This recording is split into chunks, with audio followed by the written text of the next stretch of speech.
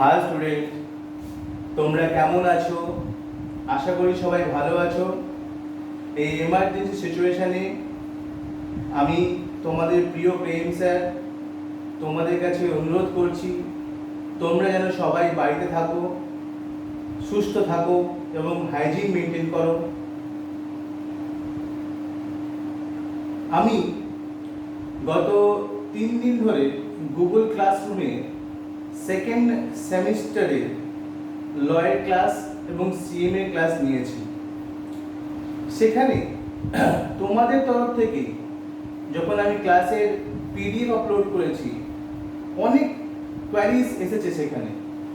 আমি সেই কোয়ারিজগুলোকে ফলো করার পর এই সিদ্ধান্ত নিয়েছি যে কিছু কিছু ইম্পর্টেন্ট জায়গা যেগুলো পিডিএফ না করে যদি ভিডিওর মাধ্যমে তোমাদেরকে শেয়ার করা যায়, সেটা হয়তো ওই পিডিএফটার থেকেও বেশি ভ্যালুয়েবল হবে। আমি প্রিভিয়াস যে সমস্ত ক্লাসগুলো করেছি ফর্মেশন অফ কোম্পানিজ অ্যাক্ট নিয়ে, সেখানে প্রসিডিওর অফ কোম্পানিজ দেখিয়েছি এবং তারপরে একটা টপিক আমি আলোচনা করেছি।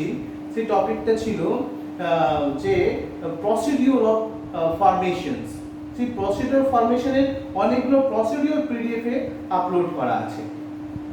তো সেই প্রসিডিওর অফ ফর্মেশন অফ কোম্পানিজের ক্ষেত্রে যদি আমরা আলোচনা করি, সেখানে আমি দেখতে পাবো যে কোম্পানি ফর্মেশনস আর ইনকর্পোরেশনস প্রসিডিওরের মধ্যে, মানে একটা কোম্পানিকে যদি আমরা ইনকর্পোরেট করতে চাই, সেখানে আমার দুটো মেজর ডকুমেন্টসের প্রয়োজন হয়, যে ডকুমেন্ট ছাড়া কোম্পানি কোনোদিনই কি বলবো ইনকর্পোরেট হতে পারে না। আজকে সেই ডকুমেন্টসের মধ্যে একটা ভাইটাল অ্যান্ড মেজর ডকুমেন্টস নিয়ে আমি আলোচনা করব। সেই ডকুমেন্টসের নাম হলো মেমোরেন্ডাম অফ অ্যাসোসিয়েশন, যাকে আমি শর্টকাটে ডিনোট করেছি MOA দিয়ে। আমি এই ক্লাসে এন্টার করার আগে তোমাদেরকে 2 মিনিট সময় দিলাম যে তোমরা জানো পুরো যে স্ট্রাকচারটা আছে এখানে তৈরি করা, সেই স্ট্রাকচারটার একটা স্ক্রিনশট নিয়ে নাও এবং স্ক্রিনশটটা যখন আমি লেকচার ডেলিভার করব তখন যেন সেই স্ক্রিনশটে তোমাদের হাতের সামনে থাকে।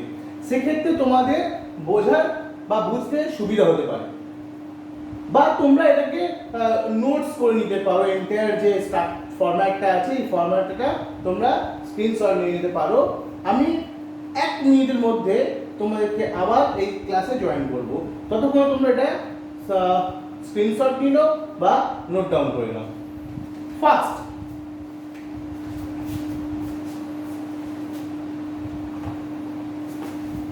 আমি একটু বলে দিই, memorandum of associations, ডেফিনিশনস of companies act, sections 2 subsection 56, originally framed, altered from time to time. এদিকে আছে মিনিং, ডকুমেন্টস, নিচে লেখা আছে content, fundamental provisions, essential conditions upon which along the companies charter of its show objective of companies, তারপরে আছে determine possible scope। নিচে দেওয়া আছে সেকশন 4 ফর্মস অফ মেমোরেন্ডাম, যেখানে table A, table B, table C, table D, table E। Table A তে লেখা companies limited by share capital, B হচ্ছে company limited by guarantee, C both share capital and guarantee, D unlimited company with share capital, E limited company with share capital.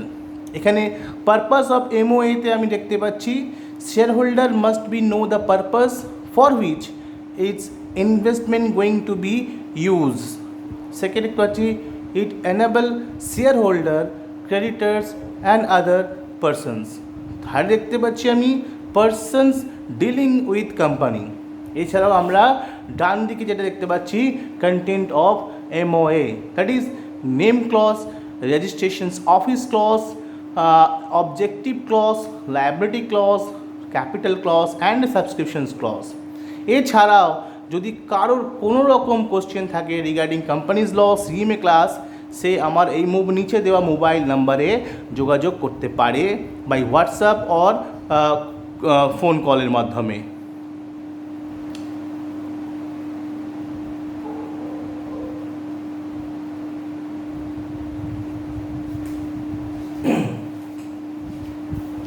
আশা করি সবাই instruction follow করেছে এবং এই পুরো ব্যাপারটার একটা স্ক্রিনশট তোমরা নিয়ে নিয়েছো। এবার আমি পুরো সাবজেক্টের মধ্যে ইন করতে চাই, যেখানে আজকে যে টপিক সেটা হচ্ছে মেমোরেন্ডাম অফ অ্যাসোসিয়েশনস বা এমওএ। এই এমওএ হচ্ছে এমন একটা গুরুত্বপূর্ণ ডকুমেন্টস যে ডকুমেন্টস ছাড়া কোম্পানি ইনকর্পোরেশনস তো চিন্তাই করা যায় না, ভাবনাতেও আসতে পারে না। তো এটা এমন একটা ইম্পর্টেন্ট ডকুমেন্টস যে ডকুমেন্টসটা কোম্পানির মেইনলি ইনকর্পোরেট সময় কোম্পানি যে অনলাইন প্রসিডিউরের মাধ্যমে আমি কোম্পানি ক্রিয়েশনে দেখিয়েছি, সেখানে এটা ডিটেইলসে আলোচনা আরো করা আছে। তাহলে আমি আজকে মেইন টপিকে আসি যে মেমোরেন্ডাম অফ অ্যাসোসিয়েশনস। এই মেমোরেন্ডাম অফ অ্যাসোসিয়েশন মানেটা কি? মেমোরেন্ডাম অফ অ্যাসোসিয়েশন মানে আমি কোম্পানিজ অ্যাক্ট সেকশন 2 সাবসেকশন 56 এ গেলে আমি দেখতে পাবো সেখানে মেমোরেন্ডাম অফ অ্যাসোসিয়েশনের যে ডেফিনিশনটা দেয়া আছে সেটা হলো যে memorandum of associations is originally framed and altered time to time under any pursuance of previous Companies Act and this Act. মানে কি altered from time to time under any pursuance of previous Company Act and this Act. আমি আসছি প্রথমে যে memorandum of associations মানে হচ্ছে কি না, যেটা কিনা কোম্পানি ডেফিনিশন অফ কোম্পানিজ অ্যাক্টে লেখা আছে, সেই ডেফিনিশনটাকে আমি যদি ভাগ করি, পুরো ডেফিনিশনটা যারা এরকম যে memorandum of associations is originally framed and altered from time to time under any pursuance of previous Companies Act and this Act. মানে হচ্ছে যে মেমোরেন্ডাম অফ অ্যাসোসিয়েশন যখন ইনকর্পোরেশনস কোম্পানি হয়েছিল সেই সময়ে যে মেমোরেন্ডামটা ছিল সেটাকে আমরা মেমোরেন্ডাম অফ অ্যাসোসিয়েশন বলি, বা যে ডকুমেন্টটা কোম্পানি ইনকর্পোরেশনের সময় যে ডকুমেন্টসটা কোম্পানি দেওয়া হয়েছিল, সেই ডকুমেন্টসটা প্রথম যে ডকুমেন্টটা দেওয়া হয়েছিল যেটা কোনো চেঞ্জ হয়নি, কি বললাম অরিজিনালি ফ্রেম, যেটা কিনা প্রথম যে ইনকর্পোরেশন সময় দেওয়া হয়েছিল at the time of incorporation দেওয়া হয়েছিল, তখন সেটাকে বলা হয়েছিল কি মেমোরেন্ডাম অফ অ্যাসোসিয়েশন। বা হতে পারে বিভিন্ন কারণের জন্য ওই ডকুমেন্টটা যেটা কি অরিজিনালি ফ্রেমড হয়েছিল সেটা altered from time to time, বিভিন্ন কারণে সেটাকে আমরা অল্টার করতে পারি, এবং altered from time to time under the previous companies act or this act. মানে যে চেঞ্জেসটা হয় altered from time to time under the person of previous companies act and this act. এই দিস অ্যাক্ট মানে হচ্ছে 2013 আর প্রিভিয়াস কোম্পানিজ অ্যাক্ট মানে হচ্ছে 1956। মানে বলছি যে যেটা অরিজিনালি ফ্রেমড ছিল সেটাকে আমি পরের দিকে কোনো রকম চেঞ্জ করে থাকি, সেইটাকে কোন একটা আন্ডারে চেঞ্জ করতে হবে, 1956 এর আন্ডারে চেঞ্জ করতে হয়েছিল বা এই একটা আন্ডারে চেঞ্জ করতে হয়েছিল। মোদ্দা কথা বোঝায় যে মেমোরেন্ডাম অফ অ্যাসোসিয়েশন সেই ডকুমেন্টস যেটা কোম্পানি তৈরির সময় তৈরি করা হয়েছিল বা পরে সেই অরিজিনাল যেটা তৈরি করা হয়েছে সেটাকে বিভিন্ন কারণবশত চেঞ্জ করা হয়েছে, সেটা কিনা 1956 অ্যাক্টে হতে পারে বা এই অ্যাক্টের মধ্যে হতে পারে। এখন আরো বিশদে যদি জানতে চাই, আমি আরো ডিটেইলস যদি জানতে চাই, তাহলে আমি এই মেমোরেন্ডাম অফ অ্যাসোসিয়েশনের মিনিংটাকে আমাকে পুরোটাকে এক্সপ্লেন করতে হবে। অ্যাকচুয়ালি অনেকের মাথায় এই ডেফিনিশনসটা যদি আমি ঠিকঠাক বলেও থাকি তাহলে অনেকের মাথার উপর থেকে বেরিয়ে গেল।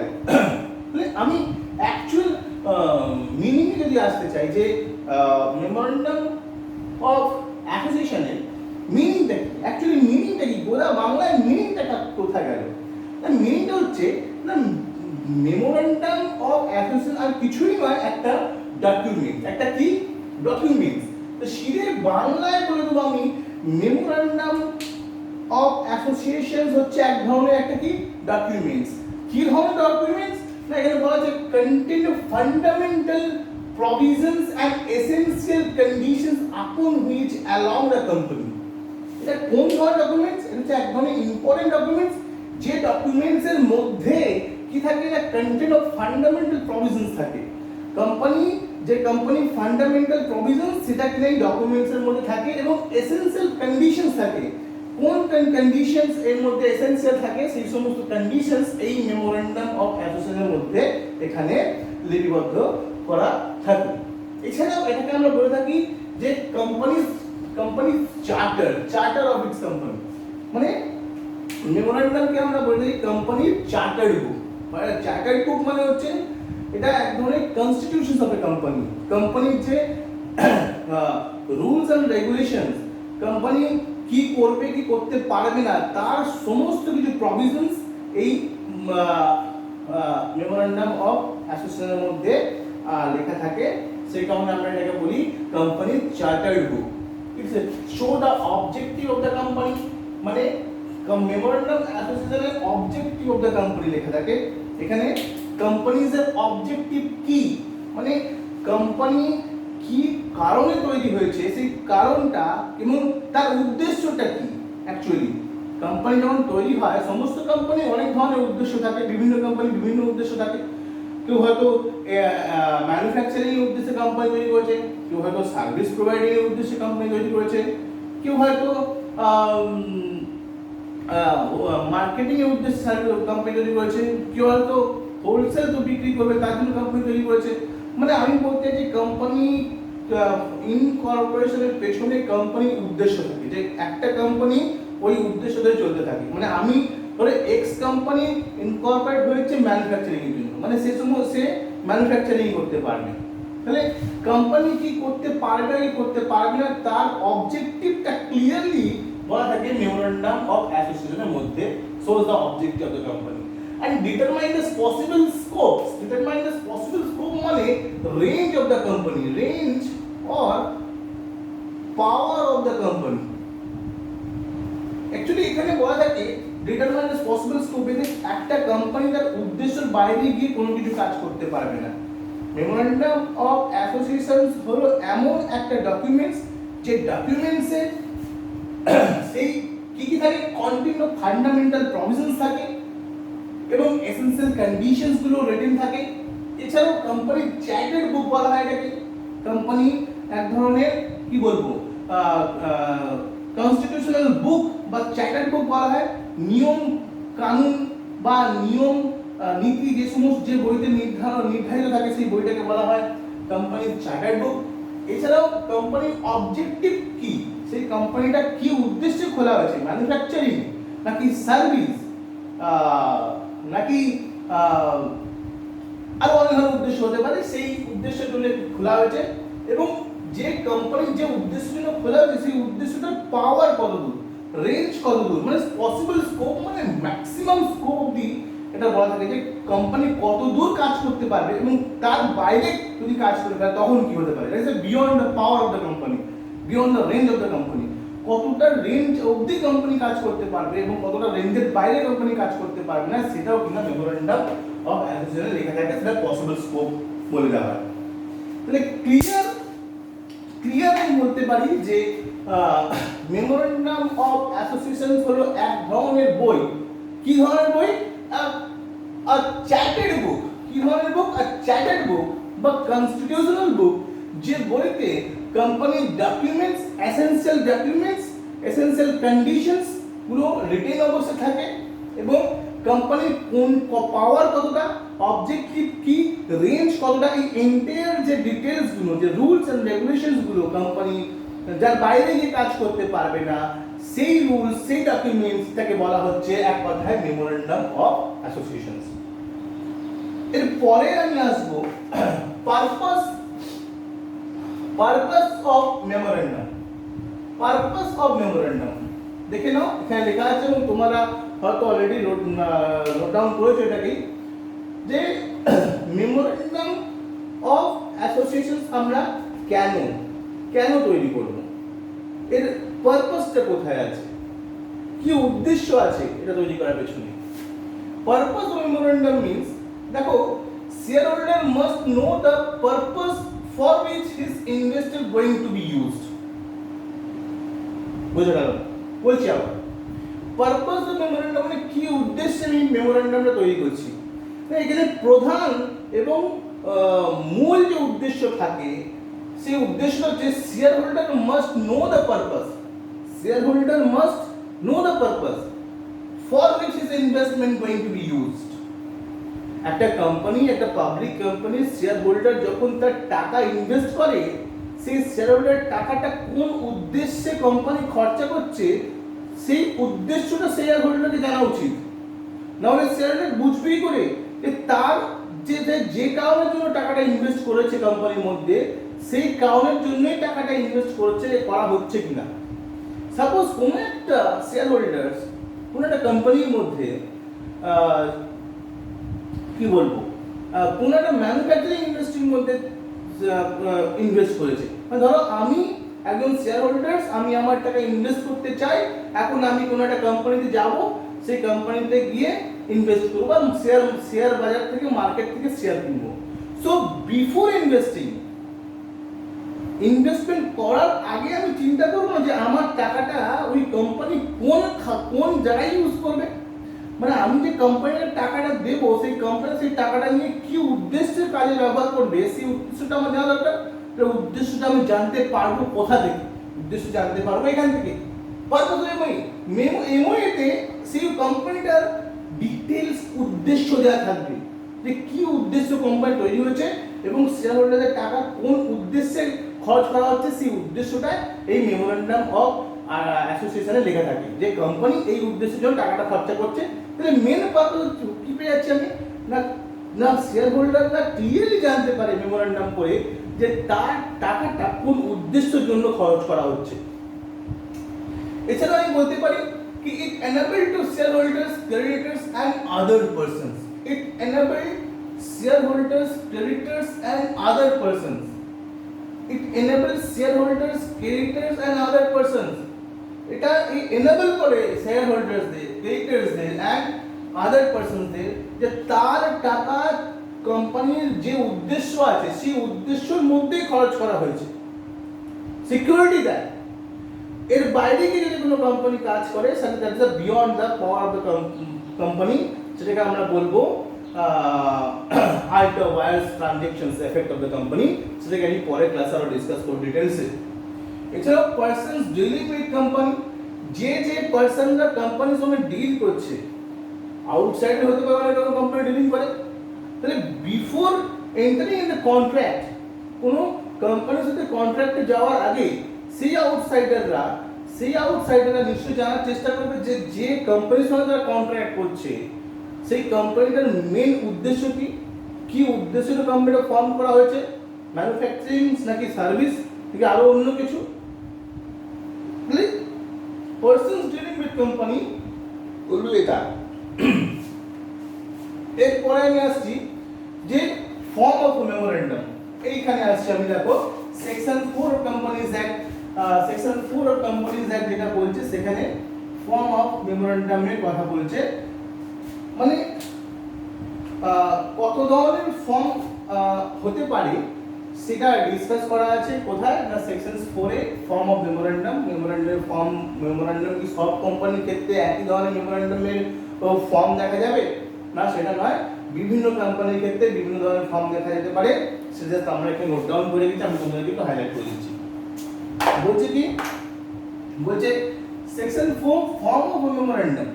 বুঝে দেখো 5 ধরনের ফর্মের কথা জানতে। ফর্ম টেবিল এ, যেখানে company limited by share capital যদি হয় তাহলে সে কোন ধরনের ফর্ম ইউজ করবে, সেটা হচ্ছে form table A.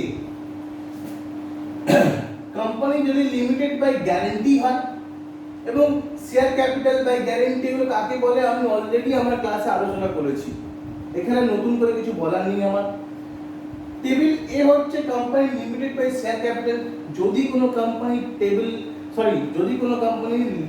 Limited by share capital হয় তাহলে সে কত নম্বর ফর্ম ফিল আপ করবে? Table A form fill up করবে। যদি কারো কোম্পানি লিমিটেড বাই গ্যারান্টি হয় তাহলে সে টেবিল বি ফিল আপ করবে। যদি কোনো company both share capital and guarantee থাকে তাহলে সেক্ষেত্রে কোন টেবিল ফিল আপ করবে? টেবিল সি ফিল আপ করবে। Unlimited company with share capital without share capital হলে সে টেবিল ডি ফিল আপ করবে, এবং unlimited company with share capital হলে সে কিন্তু টেবিল ই ফিল আপ করবে। এটা গেল আলটিমেট সেকশন স্কুলের গল্প। পারপাস আমার হয়ে গেছে। এবার আমি আসছি content of MOA. Content of MOA, content মানে এই মেমোরেন্ডাম অফ অ্যাসোসিয়েশনের মধ্যে, মেমোরেন্ডাম অফ অ্যাসোসিয়েশনে কি কি কন্টেন্ট থাকে, আমার কি কি কন্টেন্ট থাকে এবং এর এসেনশিয়াল কি আছে। দেখো, কন্টেন্ট আমরা 6 ধরনের কন্টেন্টের কথা জানতে পারি। একটা হচ্ছে নেম ক্লজ, এটা হচ্ছে নেম ক্লজ। তারপর এটা হচ্ছে registered office clause, objective clause, liability clause, capital clause and subscription clause. এই 6টা মেইন ক্লজের সম্পর্কে জানতে পারি। বা কখনো কোনো বইতে সাবস্ক্রিপশন ক্লজটাকে অ্যাসোসিয়েশন ক্লজ বলা থাকে, অ্যাসোসিয়েশন ক্লজও বলে দেওয়া থাকে এই সাবস্ক্রিপশন ক্লজটাকে। কি বললাম না, কন্টেন্ট মানে এমও এর মধ্যে কি কি কন্টেন্ট থাকে, কি গুরুত্বপূর্ণ বিষয়গুলো এর মধ্যে আলোচনা করতে হয়, সেটা হলো নেম ক্লজ, নাম ধারা যাকে বলা হয়। নেম ক্লজ হচ্ছে যে কোম্পানির কি নাম হবে, সেই নামটা যেন কোম্পানির অবজেক্টিভের সঙ্গে ম্যাচেবল হয়। কি বললাম, নেম ক্লজে বলা যায় ক্লিয়ারলি কোম্পানির নেম যা হবে হবে, এবং নেম ক্লজে আমি পড়লে আরো জানতে পারবো যে কোম্পানি এমন কোনো নাম সিলেক্ট করবে না যেটা কিনা এক্সিস্টিং কোম্পানি আছে সেরকম নাম। বা নেম ক্লজ পড়লে আমরা আরো জানতে পারবো যে কোম্পানি এমন কোনো নাম তৈরি করতে পারবে না যেটা কিনা আমি কোম্পানির কোম্পানি এক্সিস্টিং কোনো কোম্পানি সেই কোম্পানির নামকে বিকৃত করে। এরকম যেমন রিলায়েন্স কোম্পানি অলরেডি এক্সিস্ট আছে মার্কেটে, সেক্ষেত্রে আমি রিলায়েন্স কোম্পানি খুলতে পারবো না, বা রিলায়েন্সের নামকে বিকৃত করেও রিলায়েন্সেস বলে এরকম কোনো কোম্পানি খুলতে পারবো না। এটা অলরেডি আমরা যখন ইনকর্পোরেশন প্রসিডিউরে আলোচনা করেছিলাম সেখানে বলে দেওয়া ছিল। নেম ক্লজ হচ্ছে কোম্পানি কি ধরনের কোম্পানি হবে, প্রাইভেট কোম্পানি হতে পারে, নেম ক্লজ বলতে পারি প্রাইভেট কোম্পানি হতে পারে, প্রাইভেট কোম্পানি হতে পারে, পাবলিক কোম্পানি হতে পারে, তাই না, আবার ওপিসি হতে পারে। তো যে যেমন কোম্পানি থাকবে সেই কোম্পানির নেম ক্লজে তার নামটা অবশ্যই ঠিকঠাক ভাবে রাখতে হবে। এবং সবথেকে মেইন যে গুরুত্বপূর্ণ বিষয় নেম ক্লজের ক্ষেত্রে, যে আমার নাম যেন অবজেক্টিভের সঙ্গে ম্যাচ করে। সাপোজ আমি একটা ম্যানুফ্যাকচারিং কোম্পানি, কিন্তু আমার নাম হওয়া উচিত এক্স লিমিটেড ম্যানুফ্যাকচারিং কোম্পানি, তাই তো, কিন্তু আমি আমার কোম্পানির নাম রাখলাম এক্স সার্ভিস লিমিটেড কোম্পানি, কিন্তু আমি অবজেক্টিভ খুলে দেখতে পারলাম যে এক্স হচ্ছে একটা ম্যানুফ্যাকচারিং কোম্পানি। তাই সেক্ষেত্রে চলবে না, নাম যেন অবজেক্টিভের সঙ্গে ম্যাচেবল হয় সেই দিকটা আমাদের খেয়াল রাখতে হবে। আর এটা মেমোরেন্ডাম পড়লে আমরা ক্লিয়ারলি জানতে পারছি বা পারবো। Registered office clause, registered office ক্লজে বলা হয়েছে কি বলা হয়েছে না, কোম্পানি কোনো কি বলবো, কোম্পানি যখন রেজিস্টার্ড করতে যায় বা কোম্পানি যখন ইনকর্পোরেশনে যায় তখন প্রত্যেক কোম্পানিকে তার রেজিস্টার্ড অফিসের যে স্টেটে অবস্থিত সেই স্টেটের কথা জানাতে হয়। রেজিস্টার্ড অফিস ক্লজে সেই স্টেটের কথাই বলা থাকে যে কোম্পানি একটা পার্টিকুলার ডেজের মধ্যে কোম্পানিকে রেজিস্টার্ডের সময় রেজিস্টার্ড অফিসের অ্যাড্রেস কোম্পানি মেমোরেন্ডামে ক্লিয়ার করতে হয়, এবং সেখানে মেইনলি যেটা প্রথমে কোম্পানি রেজিস্টার্ড অফিস কোন স্টেটে আছে সেই স্টেটটা এই রেজিস্টার্ড অফিস ক্লজে মেনশন করতে হয়। এরপরে আমি আসবো অবজেক্টিভ ক্লজ।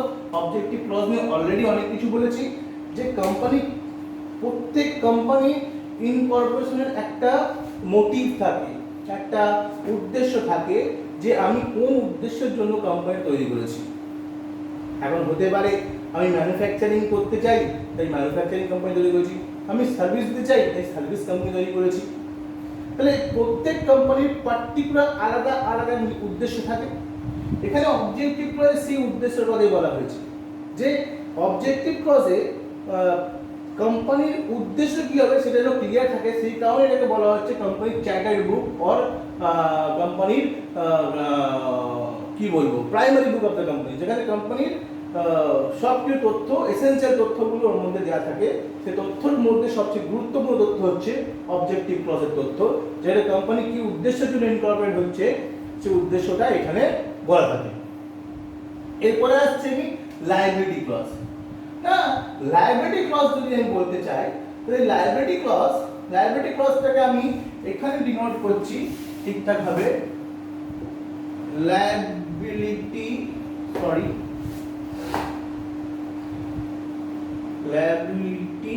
ক্লজ। না, আমি লায়াবিলিটিকে যদি ভাবি কোম্পানির দিক থেকে, এই লায়াবিলিটি আমরা কত ধরনের পেয়ে থাকি? 3-4 ধরনের পেয়ে থাকি। কি কি লায়াবিলিটি হয়ে থাকে? না, এক হচ্ছে শেয়ার ক্যাপিটাল গ্যারান্টি দেওয়া লায়াবিলিটি হয়, বলেছি আমরা। কি কি লায়াবিলিটি হতে পারে? একটা হচ্ছে শেয়ার ক্যাপিটাল হতে পারে, একটা গ্যারান্টি হতে পারে, একটা শেয়ার ক্যাপিটাল গ্যারান্টি হতে পারে, একটা হচ্ছে আনলিমিটেড লায়াবিলিটি হতে পারে। আমরা যখন লায়াবিলিটি নিয়ে আলোচনা করছি তখন লায়াবিলিটি মানে হচ্ছে, লায়াবিলিটি ক্লজগুলো হচ্ছে যে কোম্পানিটা কি জাতীয় লায়াবিলিটি বহন করে, গ্যারান্টি নাকি শেয়ার ক্যাপিটাল নাকি আনলিমিটেড লায়াবিলিটি, সেটাও কিন্তু ক্লিয়ারলি লেখা থাকে মেমোরেন্ডাম অফ অ্যাসোসিয়েশনে।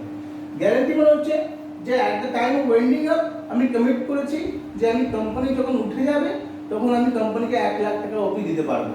তো সেটা হচ্ছে গ্যারান্টি দ্বারা সীমাবদ্ধ কোম্পানি। সে আর শেয়ার ক্যাপিটাল ইতিমধ্যে তোমরা জানো শেয়ার ক্যাপিটাল মানে কি। আর আনলিমিটেড লায়াবিলিটি মানে হচ্ছে যে যার কোনো লিমিট নেই, আনলিমিটেড মানে at the time of winding up company যদি at the time of winding up company asset যদি লায়াবিলিটি থেকে কম হয় সেক্ষেত্রে কোম্পানির আনলিমিটেড লায়াবিলিটি থাকলে মানে মেম্বার্সরা তার প্রাইভেট স্টেক থেকেও টাকা দিতে হতে পারে। তাহলে লায়াবিলিটি কথা বলা থাকবে ক্লিয়ারলি যে আমি কি জাতীয় লায়াবিলিটি এই কোম্পানির মধ্যে ইউজ করা হচ্ছে সেটা মেমোরেন্ডামে ক্লিয়ার থাকবে। এছাড়াও আসছি আমি ক্যাপিটাল ক্লজে। ক্যাপিটাল মানে হচ্ছে কোন কতটা পরিমাণ ক্যাপিটাল আমাকে দিতে হবে প্রাইভেট কোম্পানি হতে হলে বা পাবলিক কোম্পানি হলে বা গ্যারান্টি জাতীয় কোম্পানি হলে কতটা পরিমাণ ক্যাপিটাল থাকবে, সেই ক্যাপিটাল ক্লজ আবার মেমোরেন্ডামে ক্লিয়ার করা থাকবে। এছাড়াও আসছে আমি সাবস্ক্রিপশন ক্লজ বা অ্যাসোসিয়েশন ক্লজ আমি বলেছিলাম এখানে সাবস্ক্রিপশন ক্লজ। এই সাবস্ক্রিপশন ক্লজে বলা হয় যে কতটা শেয়ার সাবস্ক্রাইব করলে মেমোরেন্ডাম ঠিকঠাক থাকবে এবং একটা কোম্পানি ইনকর্পোরেশনের একটা সলিড ডকুমেন্টস তৈরি করা যেতে পারে। কি সাবস্ক্রিপশন ক্লজ কি? না, সাবস্ক্রিপশন ক্লজ বলছে, আমরা একটু প্রথমে ক্লাসগুলোতে যাই যেখানে বলেছিলাম যে সাবস্ক্রিপশন ক্লজে একটা প্রাইভেট কোম্পানি হতে গেলে কতটা পরিমাণ শেয়ার সাবস্ক্রাইব করতে হবে, স্যার মিনিমাম 2, আর পাবলিক কোম্পানি হতে গেলে মিনিমাম 7, তাই তো বলেছিলাম।